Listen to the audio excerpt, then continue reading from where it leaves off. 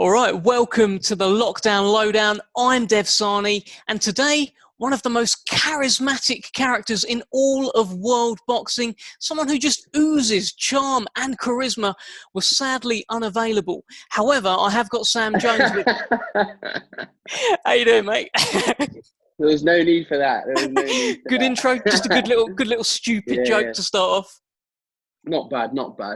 But you were accurate in your description of myself. Yeah, I was describing somebody. It could be anybody. But yeah, Sam, like on your Instagram, you was almost showing off about how good your hair looked, and you cut your hair, and I thought it looked quite good as well because you did the back and sides. There was a bit of a fade going on, but today you're not showing me. What's going on?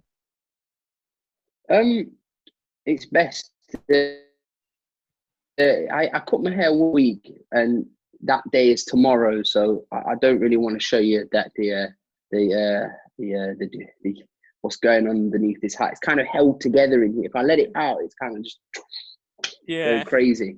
I think we're all having that problem at the moment. My wife had a go on mine, butchered it, to be honest. Not the man I was.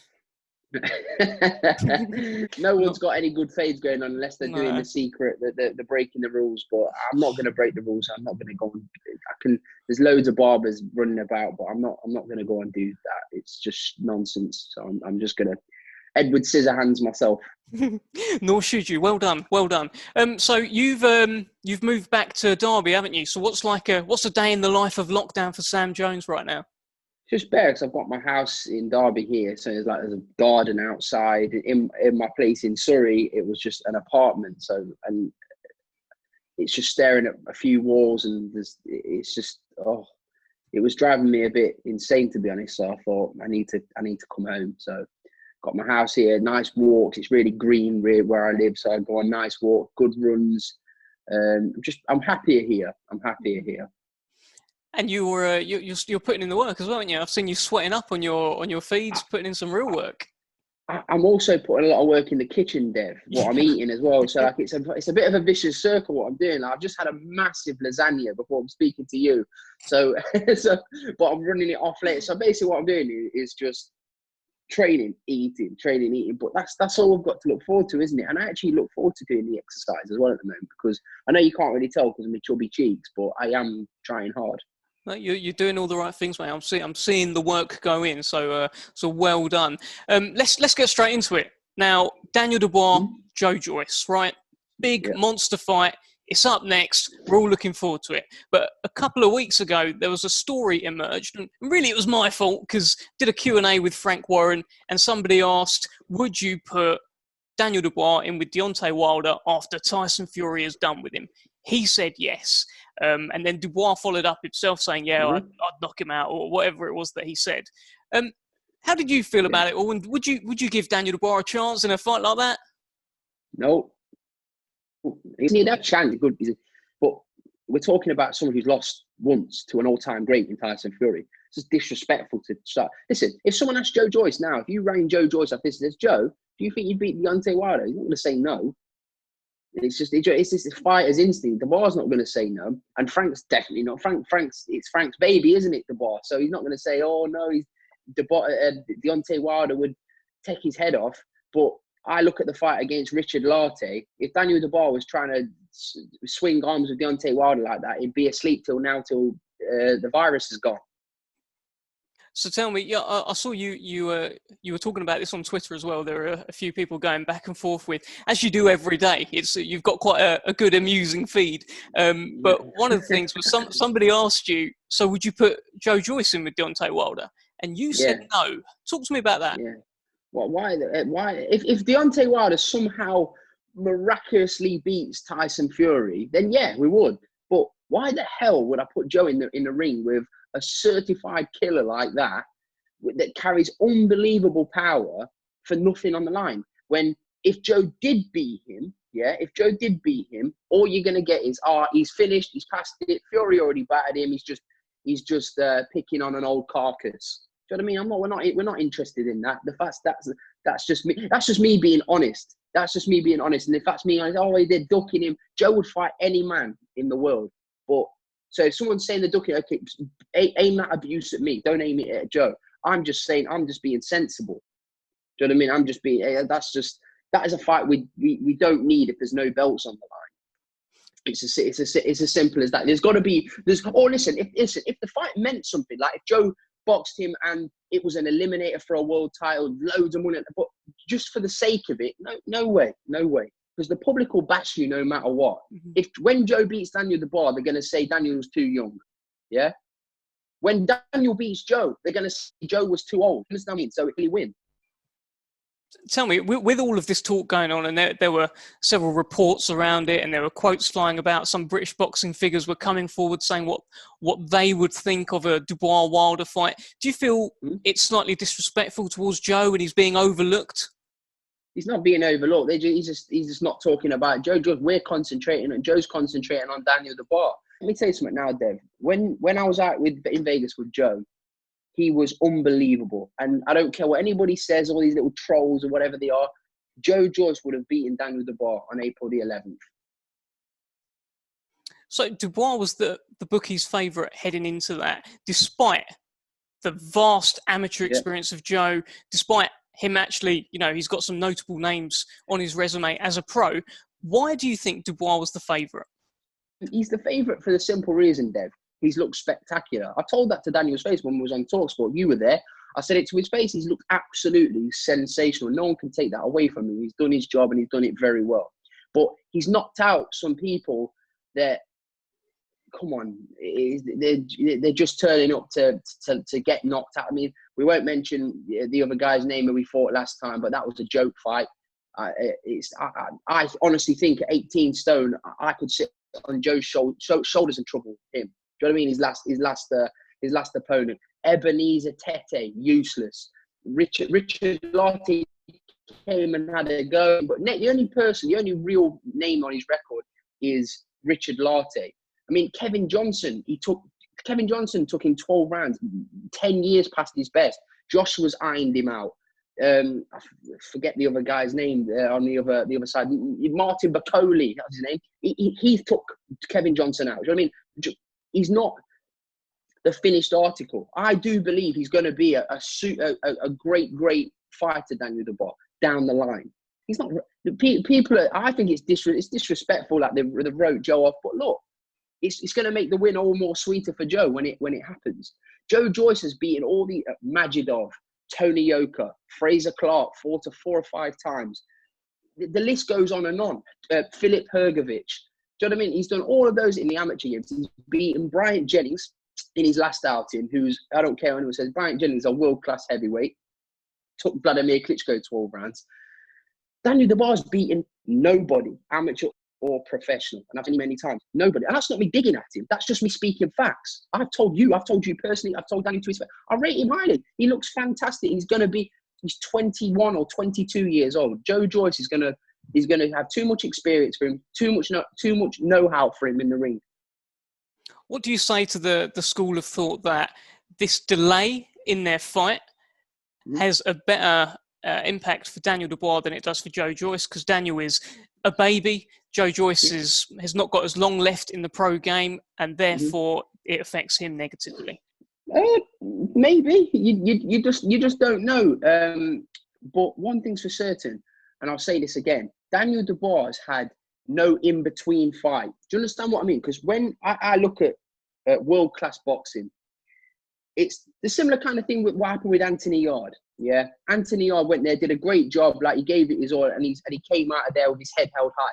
But because Anthony Yard never had that fringe world level fight before Kovalev, it was shown. Do you know what I mean? It was shown on fight night. Yeah, same thing's gonna happen to Daniel Dubois. Fujimoto to Joe Joyce, you're taking the piss, to be honest with you. He's gonna get found out, and that's what's gonna happen. Joe Joyce was sparring. I know who Daniel Dubois was sparring in his camp, and who he was planning on sparring. Even that's disrespectful to Joe Joyce. So who we were sparring, we were sparring undefeated heavyweight professionals. Do you know what I mean? Coming there to prepare Joe for Daniel Dubois. We were taking him very seriously. We even had the UFC champion Francis Ngannou, who hits. Dev, let me tell you something now. He hits. Oh, he's an animal. Won't go into the spars what happened with Joe Joyce and Ngannou, but you'd have paid good money to see it. let's explore Joe Joyce and other fights as well. You're the manager. You got the manager's hat on. It's probably not the hat that you've got on right now, but it's, you know, you wear the manager's hat. So tell me, if you plan out Joe Joyce's next 3 fights, what would they be? So say Daniel Dubois won, then what would you say? Because you obviously think he's going to win that. Wipe out Daniel Dubois, get Daniel Dubois out of the way. Then we want Jarrell Miller. It's the fight we've wanted for ages. It's something that's kind of personal to Joe. It's personal. They had a back and forth not long ago before the Daniel Dubois fight. That fight needs to happen. And we don't care where the fight happens, whether it's in New York, Vegas, London, wherever. It doesn't matter. Baby Miller's next. And what about after that? And then after that, world title. A world title. So that means, well, as it stands now, that would be Tyson Fury or Anthony Joshua. Who would you prefer to fight out of those 2? Tyson Fury and Anthony Joshua. I would prefer Joe to fight Tyson Fury for the simple reason he's the king of this era.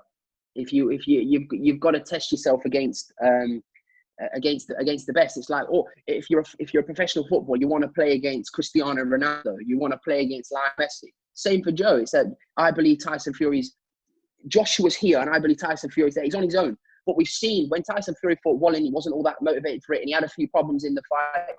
When Tyson Fury's on it, no heavyweight touches him. In my honest opinion, it's just me being very honest. But look, Joe's got a style. He's a relentless style.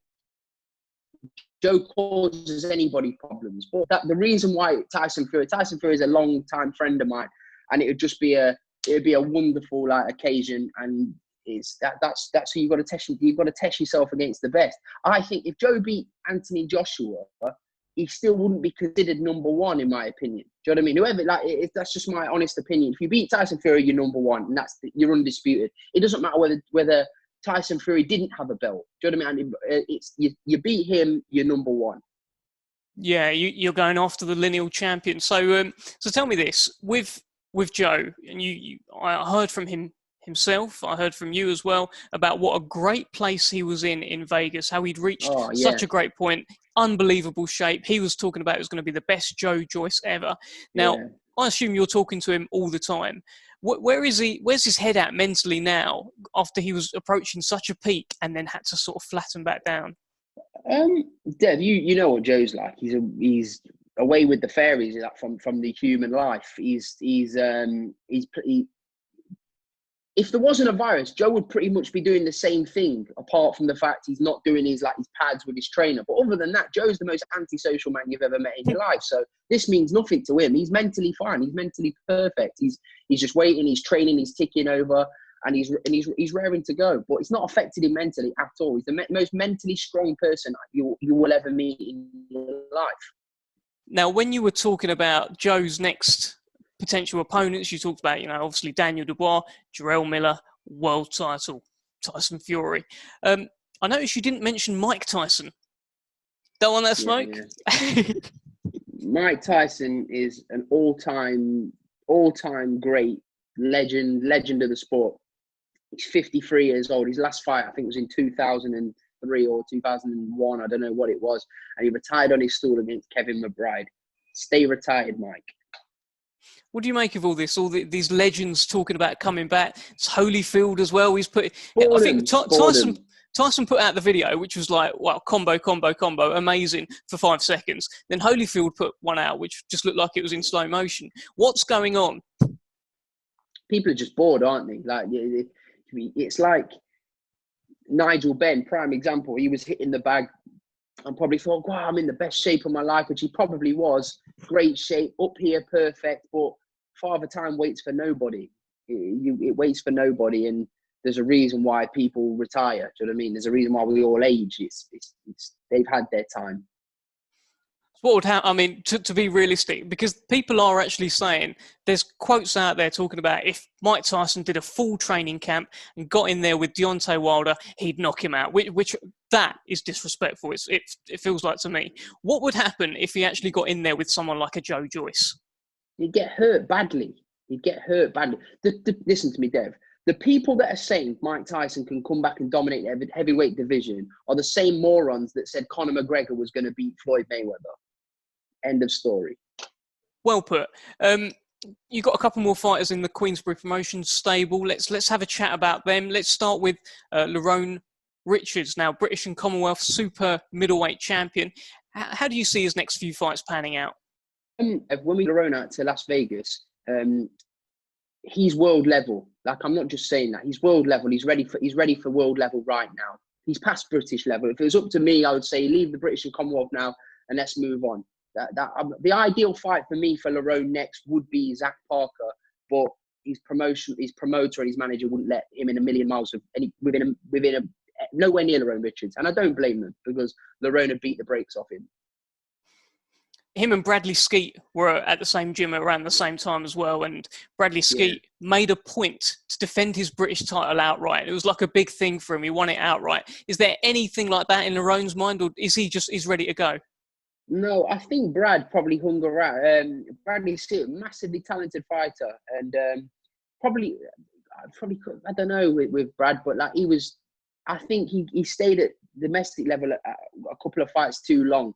With Lerone's 27, he's 28 this year. Let's go. He's ready to go. We're happy to let him off the leash. Let's go.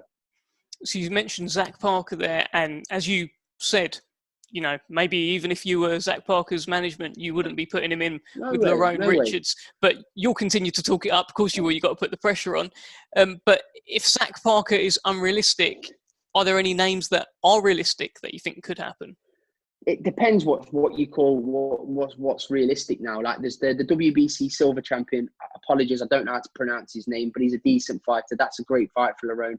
There's the European title there that he could fight for. But look, there's I don't know. He needs that marquee. He needs a marquee win.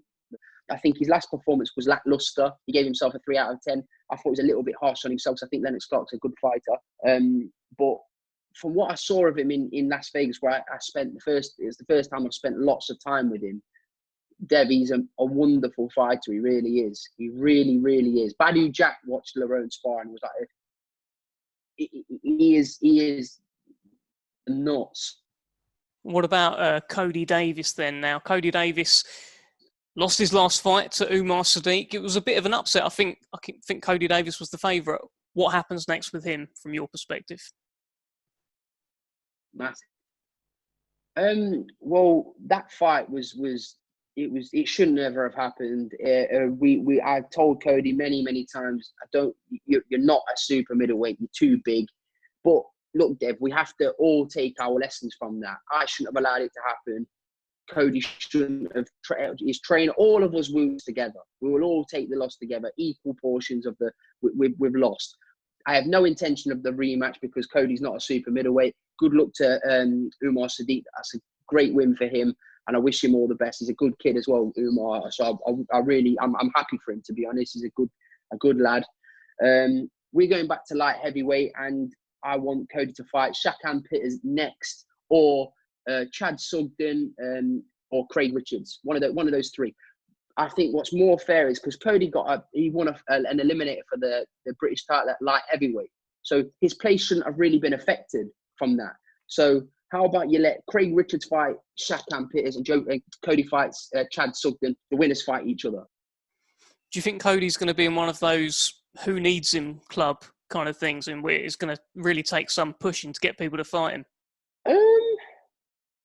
No, not really, because I think people would have looked at his last fight and thought, he's really beatable. Because he was awful in that fight, Cody. For the first 3 rounds, he was fine, but because he's made a weight that he should never have made, because he's such a good athlete and he's so dedicated, he managed to make a weight that he was never ever a super middleweight. He's never gonna be a super middleweight. He made the weight, and Cody's one of Cody's main strengths is he gets stronger as the fight goes on. But he gassed, which is so unlike him. I've seen Cody spar 12 rounds for fun against Billy Joe Saunders. Cody's main strength and main attribute is his engine and how he gets stronger as the fight goes on. He's a slow starter, and he started backwards against Umar Sadiq, and he ran out of steam because of the weight situation. But again, I don't want to discredit Umar Sadiq. I really don't want to discredit him. That's a great win for him, and I wish him all the luck in the world. Well, we look forward to seeing Cody's next steps as well. It'll be good to see him back out there. Talk to me about Louis Edmondson then, the Saint. He's a talent, isn't he? Yeah, he's a real talent, Louis. But he's got a few issues at the moment with injuries. He's had a few problems. Whether you spoke to him about it with his back, so we're going to get him sorted out, get him right again, and get him fine. This time to heal is probably going to suit Louis very well, and you'll see the best of him hopefully when things start picking up again, which God willing it's going to be sooner rather than later. And away from these actual fighters, there's been all this talk about fantasy fights and, what if A fought B, fighters coming back that we mentioned. But one that really seems to have captured the imagination is Sam Jones against Heavy D. What's going on? I can't believe you mentioned that, Dev. Listen, I said to Heavy D, because he kept picking on Coogan. I said, listen, it happens, then as long as nobody pockets anything, it goes to the NHS. I wanted to give half of it to the kids in Palestine as well. So that's that would be my terms for that. And then if he agrees to that, half it goes to the NHS, half to the kids in Palestine. I'll beat him up for charity. But it is what it is. You've even mentioned, I saw you say, I will fight him with one arm tied behind my back. Now, I'm no fighter, and if I was to fight Heavy D, and Colin, this isn't a call out by any means, I would want both of my arms. What makes you so sure? I don't need both my arms to beat him. The target is so big. It's like this fridge next to him. He's got a big inflatable head. Can't miss him. I need one hand, right hand. That's it. Well, I hope it happens, because that would be a treat. That would be a treat for the boxing world, I think, and all for a good cause as well. Bit of fun. My one and only appearance, and it would just be to beat him up for charity and NHS kids in Palestine. I'll do the fight, no problem. Wow. Well, potentially you could join the likes of Joe Calzaghe, Rocky Marciano, Floyd Mayweather, and retire undefeated. Yeah. Yeah. Potentially. Sam, before I let you go, anything else you want to add? No, just everybody stay on it, stay safe, stay positive, and hopefully there's better days ahead, and I wish everyone good health. Okay. All right. Well, thanks for talking to me, and I'm sure we'll catch up soon, mate. Nice one, Dev.